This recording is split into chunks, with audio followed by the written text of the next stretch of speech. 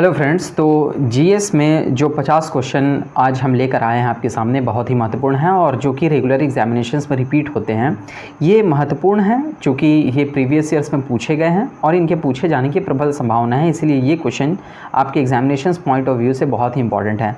इसमें पहला क्वेश्चन है कि निम्नलिखित में से भाषा के आधार पर बनने वाला पहला राज्य कौन था। भाषा के आधार पर जिस राज्य का गठन सर्वप्रथम हुआ था वो आंध्र प्रदेश था। 1 अक्टूबर 1953 ईस्वी को इसका गठन हुआ था। जब और इससे रिलेटेड अगर मैं फैक्ट आपको बताता चलूँ तो आंध्र प्रदेश के तेलुगु भाषी के नेताओं ने सर्वाधिक आंदोलन किया भाषा के आधार पर राज्य के पुनर्गठन के लिए। इसी क्रम में पोटी श्री रामुलु जो कि एक तेलुगु नेता थे, ये लगभग 53 दिनों तक आमरण अनशन करते हुए जो है अपने प्राण त्याग देते हैं। ठीक है, 52-53 दिन तक इन्होंने आमरण अनशन किया और उसके बाद फिर इनका प्राण इनके मतलब कि ये जीवित नहीं बचे। आंदोलन के क्रम में ही मजबूरन पंडित जवाहरलाल नेहरू को घोषणा करना पड़ा आंध्र प्रदेश स्टेट की। ठीक है, और इसी क्रम में 1 अक्टूबर 1953 को इसका गठन हुआ और इसके बाद फिर भाषा के आधार पर राज्यों के पुनर्गठन की मांग बहुत ही तेज़ हो गई, जिसके बाद फिर राज्य पुनर्गठन आयोग का गठन किया गया, जिसका काम था भाषा के आधार पर राज्यों का कैसे पुनर्गठन हो उसका सुझाव देना। इसके अध्यक्ष न्यायमूर्ति फजल अली थे और के.एम. पणिक्कर और हृदयनाथ कुंजरू इसके सदस्य थे। 3 सदस्यीय ये आयोग था। 55 में इसने रिपोर्ट दी, 56 में राज्य पुनर्गठन अधिनियम पारित हुआ। ठीक है, नेक्स्ट क्वेश्चन है कि निम्नलिखित में से किस समिति ने पंजाब पुनर्गठन एक्ट के आधार पर पंजाब और हरियाणा को राज्य बनाने की सिफारिश की थी।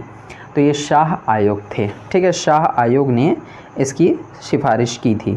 ठीक है, नेक्स्ट क्वेश्चन है इससे रिलेटेड क्या है कि निम्नलिखित में से कौन से अनुच्छेद भारत को राज्यों का संघ कहता है, यूनियन ऑफ स्टेट्स कहता है। तो ये आर्टिकल 1 कहता है इस बात को। ठीक है, तो ये 2 क्वेश्चन बहुत ही ज़्यादा इंपॉर्टेंट थे इससे रिलेटेड। अब देखिए नेक्स्ट क्वेश्चन ये है कि भारतीय संविधान नागरिकों के लिए आर्थिक न्याय किसके माध्यम से सुनिश्चित करता है।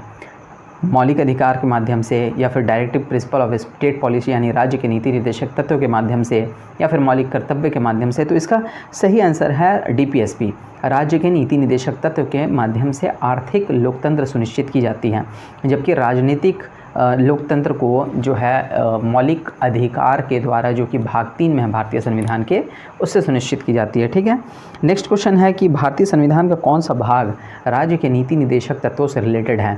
तो भारतीय संविधान का भाग 4 राज्य के नीति निर्देशक तत्वों से रिलेटेड है। नेक्स्ट क्वेश्चन जो कि महत्वपूर्ण है कि किसके लिए भारत के नियंत्रक एवं महालेखा परीक्षक मित्र, दार्शनिक और मार्गदर्शक के रूप में कार्य करते हैं। भारत का जो CAG होता है यानी कंप्ट्रोलर एंड एडिटर जनरल, नियंत्रक एवं महालेखा परीक्षक, इसका काम क्या है।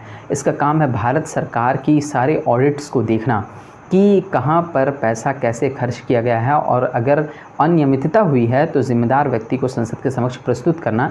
ये किसके संपर्क में रह करके कार्य करती है और किसके मार्गदर्शक के रूप में कार्य करती है। तो एक समिति है संसद की समिति, लोक लेखा समिति, पब्लिक अकाउंट कमेटी। ये लोक लेखा समिति के मार्गदर्शक के रूप में कार्य करती है और लोक लेखा समिति का अध्यक्ष जो है ये विपक्ष का ही कोई नेता होता है। ठीक है, विपक्ष का कोई नेता होता है, सत्ता पक्ष का नहीं होता है, ताकि सरकार के खर्चों को सही तरीके से ध्यान में रखा जा सके, इसमें किसी तरीके का कोई आरोप न लगे। ठीक है, ये लोक लेखा समिति में कुल 22 सदस्य होते हैं। ठीक है, जिसमें से 15 सदस्य लोकसभा से और 7 सदस्य राज्यसभा से होते हैं। ठीक है, इसे प्राक्कलन समिति की जुड़वा बहन भी कहा जाता है। ये क्वेश्चन अभी recently forest range officer Jharkhand में पूछा गया है। नेक्स्ट क्वेश्चन है कि कानून को लागू करने का कार्य किसका है। तो कानून को लागू करने का काम कार्यपालिका का है। देखिए, विधायिका का काम है कानून बनाना, कार्यपालिका का काम है लागू करना और न्यायपालिका का काम है कानून की जो स्ट्रक्चर है उसको देखना। ठीक है, कानून के आधार पर निर्णय करना। ठीक है, नेक्स्ट क्वेश्चन है कि निम्नलिखित में से किस संविधान संशोधन के द्वारा इस शहरी निकाय स्थानीय निकाय की स्थापना की गई। किस संशोधन के द्वारा शहरी स्थानीय निकाय, देखिए ग्रामीण स्थानीय निकाय हो या फिर शहरी स्थानीय निकाय हो, यानी अर्बन लोकल बॉडीज़ यानी शहरी स्थानीय निकाय या फिर रूरल लोकल बॉडीज़ यानी पंचायती राज या नगर पालिका, इसकी स्थापना जो है की गई 73वें और 74वें संविधान संशोधन के तहत। 73वें संविधान संशोधन के तहत पंचायती राज की व्यवस्था की गई, 74वें संविधान संशोधन के तहत नगर पालिका यानी शहरी स्थानीय निकाय की व्यवस्था की गई। यहाँ क्वेश्चन पूछा गया शहरी स्थानीय निकाय, इसलिए 74वां इसका आंसर होगा। देखिए महत्वपूर्ण क्वेश्चन आपके कंप्लीट होते जा रहे हैं, ठीक है, ये सब क्वेश्चन पूछा जाता है पंचायत से रिलेटेड। अगर और आपको महत्वपूर्ण क्वेश्चन और बता दूं मैं, तो बलवंत राय मेहता समिति प्रथम समिति थी जो पंचायती राज के लिए गठित हुई। कब गठित हुई? 1957 में गठित हुई, 1957 में, ठीक है। इसके बाद में फिर अशोक मेहता समिति 1977 में, फिर लक्ष्मी मल सिंघवी समिति 1986 में, और इसी तरीके से फिर थुंगन समिति 88 में, और 88 में ही गॉडगिल समिति का गठन किया गया। 64वां संविधान संशोधन विधेयक 1989 में राजीव गांधी सरकार ने लाया, लेकिन पारित नहीं हो पाया। फिर पीवी नरसिम्हा राव के कार्यकाल में आपका 73वां और 74वां संविधान संशोधन विधेयक 1992 में पारित हुआ और 93 में लागू हुआ, ठीक है। तो ये इंपॉर्टेंट फैक्ट्स थे इससे रिलेटेड जो पूछे जाते हैं, ठीक है। नेक्स्ट क्वेश्चन है कि पंचायतों में निर्वाचित महिला प्रतिनिधियों की कार्य क्षमता निर्माण के लिए कार्यक्रम शुरू किया गया था। पंचायतों में निर्वाचित महिला प्रतिनिधियों की कार्य क्षमता निर्माण के लिए कार्यक्रम कहाँ शुरू किया गया था? तो ये झारखंड की राजधानी रांची में शुरू किया गया था। नेक्स्ट क्वेश्चन है कि राष्ट्रीय जनतांत्रिक गठबंधन यानी राजग की स्थापना कब हुई थी? तो 1998 ईस्वी में राष्ट्रीय जनतांत्रिक गठबंधन यानी NDA नेशनल डेमोक्रेटिक अलायंस का गठन हुआ था 1998 में। तो नेक्स्ट क्वेश्चन है कि भारत की सबसे प्राचीन पर्वतमाला कौन सी है? देखिए ये बहुत ही महत्वपूर्ण क्वेश्चन है। तो भारत की सबसे प्राचीन पर्वतमाला अरावली पर्वतमाला है, जो कि राजस्थान में मेनली पड़ती है। इसके सीरीज़ जो है वो दिल्ली वगैरह में भी पड़ते हैं। राजस्थान में मेनली अरावली पर्वतमाला पड़ती है। इसका सर्वोच्च शिखर गुरु शिखर है, ठीक है, 1722 मीटर अप्रॉक्स इसकी हाइट है। तो अरावली सिर्फ भारत की नहीं बल्कि विश्व की सबसे प्राचीन पर्वत श्रृंखलाओं में से गिनी जाती है, ठीक है। नेक्स्ट क्वेश्चन है कि स्वेज नहर किन दो जो है महासागरों को यानी किन दो सागरों को जोड़ता है? ठीक है, तो देखिए स्वेज नहर भूमध्य सागर और लाल सागर को जोड़ता है, जिससे इम्पॉर्टेंट क्वेश्चन ये इसलिए भी है क्योंकि देखिए एशिया और यूरोप के बीच व्यापार की दूरी घट जाती है। स्वेज नहर बहुत ही महत्वपूर्ण व्यापारिक नहर है। नेक्स्ट क्वेश्चन क्या है कि माउंट एवरेस्ट नाम किसके नाम पर रखा गया है? ठीक है, तो शिखर पर चढ़ने वाले पर्वतारोही के नाम पर रखा गया है माउंट एवरेस्ट नाम, ठीक है। देखिए सर जॉर्ज एवरेस्ट के नाम पर इसका नाम माउंट एवरेस्ट रखा गया था। यह एक ब्रिटिश भूगोलवेत्ता था और महासर्वेक्षक भी था। 1865 में ही माउंट एवरेस्ट का नामकरण किया गया था, ठीक है। नेक्स्ट क्वेश्चन है कि भारत में सबसे पहले निर्मित जो है सिनेगॉग किस राज्य में स्थित है? भारत में सबसे पहले जो निर्मित सिनेगॉग है ये केरल में निर्मित है। ये यहूदियों का पूजा स्थल कहलाता है सिनेगॉग, ठीक है। नेक्स्ट क्वेश्चन है कि कौन सी नदी ज्वार नदमुख बनाती है? कौन सी नदी ऐसी है भारत की जो कि डेल्टा नहीं बनाती है, और जो नदी डेल्टा नहीं बनाती है वो एस्चुरी बनाती है। एस्चुरी मतलब ज्वार नदमुख। तो भारत की दो नदियां ऐसी हैं, नर्मदा और ताप्ती, जो कि पश्चिम अरब सागर में जाकर के गिरती हैं। ये दो नदियां एस्चुरी बनाती हैं, डेल्टा नहीं। गंगा ब्रह्मपुत्र वगैरह कृष्णा कावेरी ये सब डेल्टा बनाती हैं, ठीक है। तो ताप्ती नदी, नर्मदा और ताप्ती, यहाँ पे ताप्ती नदी इसका सही आंसर है। नेक्स्ट क्वेश्चन क्या है कि कर्नाटक स्थित जोग प्रपात किस नदी पर है?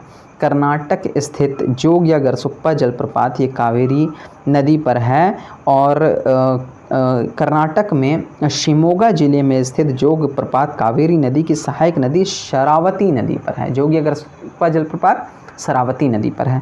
नेक्स्ट क्वेश्चन है कि भारत की सबसे लंबी झील कौन सी है? देखिए ये इंपॉर्टेंट है, ठीक है। भारत की सबसे बड़ी झील तो ऐसे जो है सबसे बड़ी मीठे पानी की झील तो वूलर झील है, और सबसे बड़ी झील में चिल्का आता है। खारे पानी में तो सांभर है, ठीक है। तो यहाँ पे पूछी जा रही है सबसे लंबी झील, तो ये केरल में है। इसका नाम है आपका वेम्बानद झील, ठीक है। वेम्बानद झील सबसे लंबी झील है, ये केरल की है। नेक्स्ट क्वेश्चन है कि दामोदर नदी को बंगाल का शोक कहा जाता है क्योंकि इसका कारण क्या है? इसमें प्रायः तबाही मचाने वाली बाढ़ आती है इसीलिए, ठीक है। लेकिन दामोदर नदी पर जब से DVC दामोदर वैली कॉरपोरेशन के डैम्स निर्मित हो गए हैं तब से बाढ़ में कमी आई है।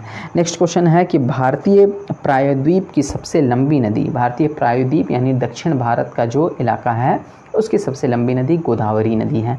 ठीक है। नेक्स्ट क्वेश्चन है कि भारत का सबसे ऊंचा जलप्रपात कौन सा है, कहाँ पर है, ये पूछा जा रहा है किस स्टेट में है, तो ये कर्नाटका में है। जोगी अगरसप्पा जलप्रपात भारत का सबसे ऊंचा जलप्रपात कर्नाटका में है। नेक्स्ट क्वेश्चन है कि भारत में प्रायद्वीपीय नदी से संबंधित सबसे ऊंचा निकास बेसिन कौन सा है, तो कृष्णा नदी का सबसे ऊंचा निकास बेसिन है। नेक्स्ट क्वेश्चन है कि हरित क्रांति का मुख्य उद्देश्य निम्नलिखित में से किसका उत्पादन बढ़ाना था। ठीक है, तो खाद्यान्न का, ठीक है, खाद्यान्न का उत्पादन बढ़ाना था। ठीक है। इसकी शुरुआत कब हुई थी, तो 1966-67 में इसकी शुरुआत हुई थी, 67-68 में, 66-67 में, 1966-67 में इसके शुरुआतकर्ता नॉर्मन ई बारलोग थे, लेकिन भारत में एम.एस. स्वामीनाथन इसके जो है स्टार्टर थे। और इसमें गेहूं के उत्पादन पर बहुत अधिक प्रभाव पड़ा, गेहूं के उत्पादन में बहुत वृद्धि हुई। ठीक है। नेक्स्ट क्वेश्चन है कि भारत में गेहूं का सबसे अधिक उत्पादन करने वाला राज्य कौन सा है, तो यूँ तो उत्तर प्रदेश है, लेकिन प्रति हेक्टेयर में पंजाब है। ठीक है। उत्तर प्रदेश गेहूं का सबसे बड़ा उत्पादक है। चावल में पश्चिम बंगाल है। ठीक है। और इसी तरीके से बहुत सारे स्टेट्स हैं, जैसे जूट में पश्चिम बंगाल उत्पादन में प्रथम है, कपास में गुजरात है। ठीक है। दाल और तेल में यानी दलहन और तिलहन में मध्य प्रदेश है। ठीक है। इसी तरीके से सोयाबीन में भी मध्य प्रदेश है। तो आज भी देखिए हमने बहुत सारे महत्वपूर्ण क्वेश्चन, एक और इम्पॉर्टेंट क्वेश्चन है यहाँ पे मैं देख लेता हूँ कि रेशे वाली फसलें कौन कौन सी हैं, ये क्वेश्चन पूछा जाता रहा है। ठीक है। एसएससी सीजीएल में 2001 में ये क्वेश्चन पूछा गया है कि रेशे वाली फसल कौन कौन सी है। चार का ऑप्शन का क्रम है। तो इसका सही ऑप्शन है कपास, सनई, पटसन और मेस्टा। कपास, सनई, पटसन और मेस्टा इसका जो है सही आंसर है। तो रेशे वाली फसलों में कपास है, सनई है, पटसन और मेस्टा है। देश में विभाजन के पश्चात देश में जूट की कमी को देखते हुए जूट के ही समान मेस्टा नामक रेशेदार पौधे का उत्पादन बढ़ाया गया। सनई सफ़ेद एवं चमकीला होता है। ठीक है। यह बोरे तथा रस्सियां बनाने के लिए प्रयोग में लाया जाता है। तो आज भी हमने बहुत सारे महत्वपूर्ण क्वेश्चन पूछे जो कि पूछे जाने की संभावना है। तो मिलते हैं नेक्स्ट वीडियो में किसी महत्वपूर्ण टॉपिक के साथ। आज के लिए इतना ही। Thank you. Please subscribe, please share, and please like.